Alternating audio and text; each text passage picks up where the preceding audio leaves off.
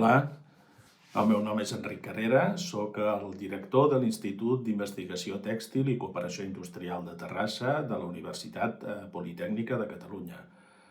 Us vull explicar el projecte en el qual estem treballant en aquests moments. És un projecte impulsat per al grup de recerca en tecnologia tèxtil de la Universitat Politècnica de Catalunya, formada per professors i investigadors, fonamentalment de l'Institut d'Investigació Tèxtil.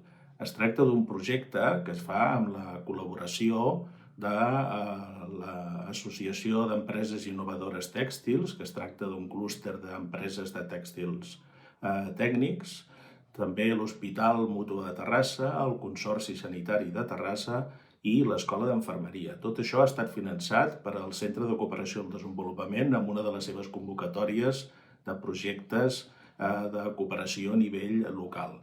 L'objectiu del projecte, que s'anomena Mascaretes de Protecció Covid-19, és analitzar la viabilitat econòmica de fabricar a nivell local aquestes mascaretes, així com les seves vies de tractament com a residu un cop usades.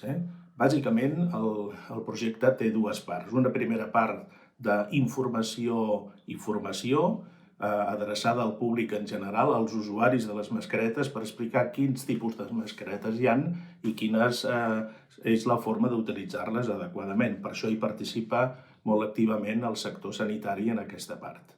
La segona part seria identificar les empreses que a Terrassa i els seus entorns tenen capacitat de produir fils i teixits i acabats per fabricar els teixits que aniran destinats a aquestes mascaretes i assessorar-los per tal de trobar la solució més adequada. D'aquesta manera, el que fem és incentivar el desenvolupament de l'economia local de forma cooperativa entre l'àmbit del coneixement, tant de la tecnologia tèxtil com l'educació i la formació a nivell sanitari.